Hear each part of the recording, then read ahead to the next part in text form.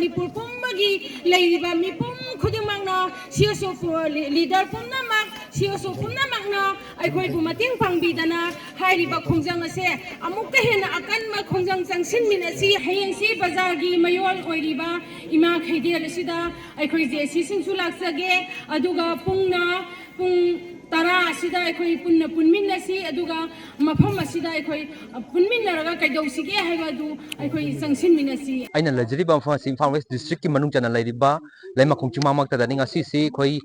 thasigi tangtu manga dagi hauraga laisram Kamalbabu kawa myoi ama Indian Army camp da haibadi laima khongi ki manung sida thabak suba myoi ama mang khibadagi kasipaw thiba khangdana lairakhiba aduga mari lainana khoi ngarang sunga han thai tare mafam simak ta da khoi gi hariba maira paibi amni tonga tonga cs o sing yauraga khongjang chansimba laire madugi makha chathar poina ngasi su hariba mafam simak ta da maira paibi tonga tonga cs o sing yauraga mifam pangthokre aduga khongjang chathakre madugi matung akhoi yamna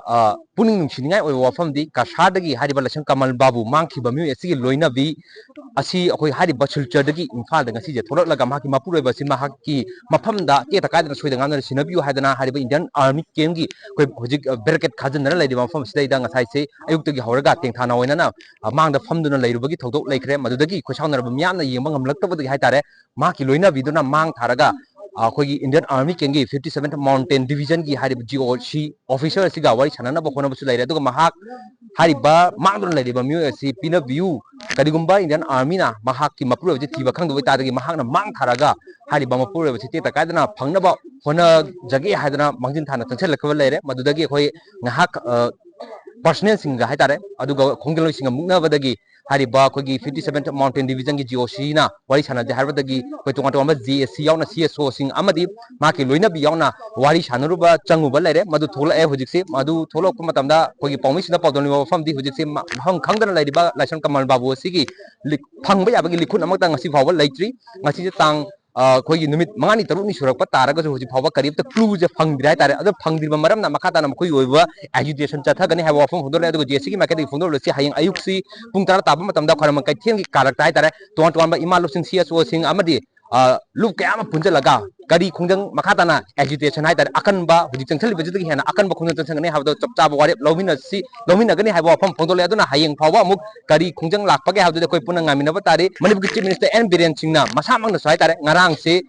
press media da maki oiba tonga cabinet minister singaura ga phongdo kiba laire madu phongdo yo wafam de hariba laisang Kamalbabu se 57 Mountain Division Indian Army camp laima khongdagi mangki maramna mahaki responsibility mangki responsibility asi 57 Mountain Division gi GOC na achoba daita responsibility pugadamni marks atuma tamda phadana akhoi choida ngandan haitare mangki myo chi puthokpirakadamni haiba puthokadamni ha wafam phongdo kalona mari lainaba central gi ministry sing ju khangan khre haiba chief minister gi wafam lairibin akoina huji sangjarubada huji moina hairaisi moigi tawbam thokpa mathau chapchaba tawri moi thiri aduga akoi ngasi bawda thabak makhat akoi gi process se chirat lepa laitana adum chathari akoi matam pibadi ngamdi sini moi haisi akoi haina hujiki hairiba mangi ba mi se numit kyani gi manungda noi thiba ngamdoino na hangbaneba adu hangbaji moi haije akoi numitudi akoi fix obo ngamoi sini moi haisi akoi gi side di tawba yaba tawri thiba yaba thiri Kangpupigi asomgi kano dazu moi gi SP yauna adigi mayam police post awdana combine tawraga moi thiri hai moi haisi akoina haibana moi gi thiribagi matamdo akoi gi mangi ba mije nimit kyani gi manungda puthokpiba ngamdoino adugi date amadi piu haibaneba adu piba ngamoi hai koina moida thajaba thambiu akoina moi gi thabak tawboda block tawbiganu moina tawriba thabak tu da akoi corporate bibiu sini moi hairisi pen badi akoi pendre haibadi kaigino haiba tamda hojik lairiba kaino se ngasagi thiriba tasengna habda police officer ogero amo ogero asomda lairiba poche akoina thajaba da kharwane maramdi akoi gi against ni lairisi khatana continue tawgigani maramdi kaigino haiba matamda akoina tawri thabakse ngasi numit taruk ni sujale akoina nahandagi akoina mangiba numitudagi hawraga koi ngasi changjal aiji adu ngasi bawji de moidagi kaigumba clue ama baw phangdabanina akoina haijai moida mokoina thiriba chaliba moina matam kaktana moina nahandagi moiju thiba humba adum chathari hai moina thiba humba chathari do akoi si baw chatle si baw tawre adugi proof amamdi haidi akoida thajaba amamdi amumukti akoida pibiu hai koina government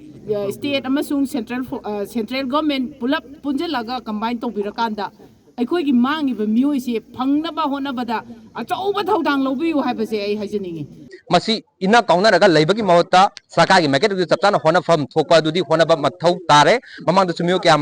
ꯊꯤꯕ ꯈꯪꯗꯅ ꯂꯩꯔꯛꯈꯤꯕ ꯍꯥꯠꯈ꯭ꯔꯦ ꯍꯥꯏꯔꯒꯁꯨ ꯍꯛꯆꯥꯡ ꯐꯥꯎꯕ ꯐꯪꯗꯕꯒꯤ ꯊꯧꯗꯣꯛ ꯀꯌꯥ ꯑꯃ ꯂꯩꯔꯤꯕ ꯑꯗꯨꯅ ꯉꯁꯤꯒꯤ ꯊꯣꯛꯂꯤꯕ ꯉꯁꯤ ꯍꯧꯖꯤꯛ ꯍꯧꯖꯤꯛ ꯑꯣꯏꯔꯤꯕ ꯐꯤꯕꯝ ꯑꯁꯤꯁꯨ ꯀꯔꯝꯕ ꯐꯤꯕꯝ ꯑꯃ ꯂꯥꯛꯀꯗꯒꯦ ꯍꯥꯏꯕꯗꯨꯗꯤ ꯑꯩꯈꯣꯏ ꯄꯨꯟꯅ ꯌꯦꯡꯃꯤꯟꯅꯕ ꯃꯊꯧ ꯇꯥꯔꯤ ꯍꯤꯔꯝ ꯑꯁꯤꯒꯤ ꯃꯇꯥꯡꯗ ꯄꯥꯎꯗꯝꯖꯔꯤꯕ ꯅꯥꯎꯔꯦꯝ ꯇꯅꯣꯔꯟꯖꯟ ꯏꯆꯦ ꯅ꯭ꯌꯨꯁ ꯅꯦꯠꯋꯥꯔꯛ ꯂꯩꯃꯈꯣꯡ ꯏꯝꯐꯥꯜ ꯋꯦꯁ